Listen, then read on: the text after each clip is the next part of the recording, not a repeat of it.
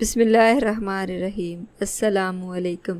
سید عطا شاہ بخاری رحمۃ اللہ علیہ 16 نومبر کو گھر میں وضو کر رہے تھے کہ دائیں جانب فالج کا ہلکا سا حملہ ہوا، لیکن جلدی ہی اس کا اثر زائل ہو گیا۔ یہ گویا مہلک مرض کے آغاز کا انتباہ تھا۔ لاہور میں شاہ جی نے تقریر کرتے ہوئے اعلان کیا کہ جو لوگ تحریک ختم نبوت میں یہاں تہاں شہید ہوئے، ان کے خون کا جواب دہ میں ہوں۔ وہ عشق رسالت میں مارے گئے۔ اللہ تعالیٰ کو گواہ بنا کر کہتا ہوں کہ ان میں جذبہ شہادت میں نے پھونکا تھا۔ جو لوگ ان کے خون سے دامن بچانا چاہتے اور ہمارے ساتھ رہ کر اب کنی کترا رہے ہیں، ان سے کہتا ہوں کہ حشر کے دن بھی اس خون کا ذمہ دار میں ہوں گا۔ اگر دانشور ان بے دینداران عشق کے نزدیک ان کا جان دینا غلطی تھا تو اس غلطی کا ذمہ دار بھی میں ہوں۔ وہ عشق نبوت میں اسلامی ہلاکو خانوں کی بھینٹ ہو گئے۔ حضرت ابوبکر صدیق نے بھی تو 7,000 حافظ قرآن صحابہ کو ختم نبوت کی خاطر شہید کرایا تھا۔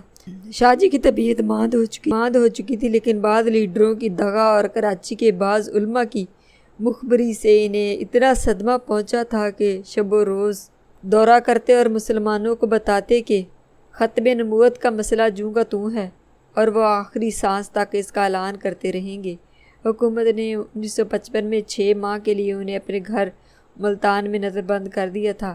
آزاد ہوئے تو کچھ عرصہ بعد 14 اپریل 1956 کو خانے وال کی ایک تقریر میں پکڑ لیا۔ کوئی 5-6 ماہ مقدمہ چلتا رہا۔ ڈاکٹر خان صاحب صوبہ کے وزیر اعلیٰ تھے۔ راکم کی استدعا پر انہوں نے مقدمہ واپس لے لیا۔ مرزائیوں نے اس کے خلاف اندر خانہ اجتماع کیا اور سکندر مرزا کے ہاں پہنچے۔ سکندر مرزا نے شاہ جی سے ملاقات کی خواہش کی۔ شاہ جی ٹال گئے۔ فقیر بادشاہوں سے نہیں ملا کرتے۔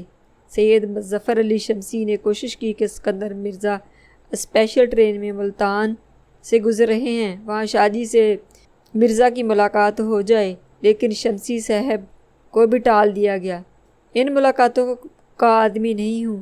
اسی دن خبر آ گئی کہ ڈاکٹر خان صاحب کو لاہور میں قتل کر دیا گیا ہے۔ اواخر میں 1956 میں جسمانی عوارض یک عود کر آئے۔ ایسے چت ہوئے کہ پھر صحت ایک گرتی ہوئی دیوار ہو گئی۔ کبھی برائے نام صحت، کبھی سنگین علالت، 4 سال یہی عالم رہا۔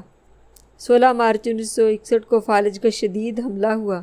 21 اگست کی شام کو 6:55 پر ملک کے اس عظیم انسان کی وفات پر ختم ہو گیا، اور اس طرح تحریک ختم نبوت کا سپہ سالار 42 برس کی لازوال جدوجہد کے بعد اس عارضی کائنات سے ہمیشہ کے لیے رخصت ہو گیا۔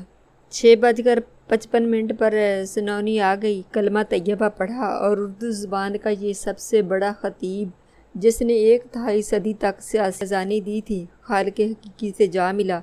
انا للہ و انا الیہ راجعون۔ ریڈیو نے ملک بھر میں خبر پھیلا دی۔ پاکستان کے کونے کونے سے لوگ ملتان میں جمع ہونے لگے۔ 22 اگست کی سپہر تک تقریباً 25,000 افراد مختلف شہروں سے ملتان میں وارد ہو گئے۔ کوئی 3:30 بجے بعد نماز ظہر جنازہ اٹھایا گیا۔ اس وقت طبی شیر خان یہاں شاہ جی رہتے تھے کہ تمام سڑکیں، میدان، گلیاں اور مکان اور چھتیں لوگوں سے اٹی ہوئی تھیں۔ جنازہ کے چاروں طرف 8 بانس لگا دیے گئے۔ ہر شخص کندھا دینے کی سعادت حاصل کرنا چاہتا تھا۔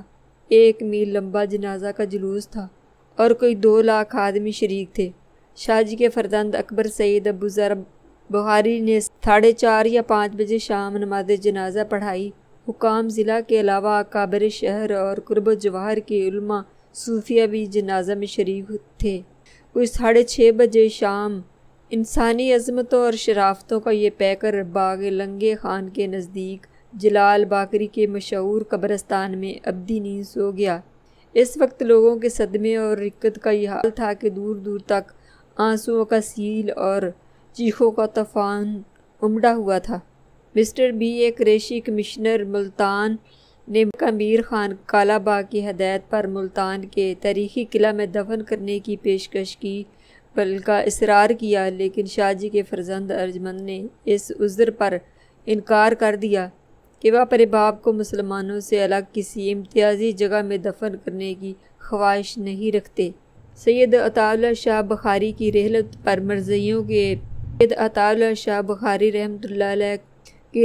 مرزائیوں کے سوا پورا ملک سوگوار تھا۔ اسی شام قاسم باغ میں ایک مثالی تعزیتی جلسہ ہوا جس میں مولانا محمد علی جلندری اور ماسٹر تاج الدین انصاری، قاضی احسان احمد، مولانا عبد الرحمن لدھیانوی، مولانا مظہر علی اظہر، شیخ حسام الدین اور آغا شورش کاشمیری نے اپنے جلیل المرتبت قائد کو خراج عقیدت ادا کیا۔ اس وقت مجمع ڈھائیں مار مار کر رو رہا تھا۔ آغا شورش کشمیری نے کالونی مل ملتان کے مرزائی مالکوں کی شدید الفاظ میں مذمت کی، جو اس وقت بھی اپنی کسی تقریب میں فلمی دھنوں کے ریکارڈ بجا رہے تھے اور جن کے لیے شاہ جی رحلت اس سال کا لمحہ مسرت تھا۔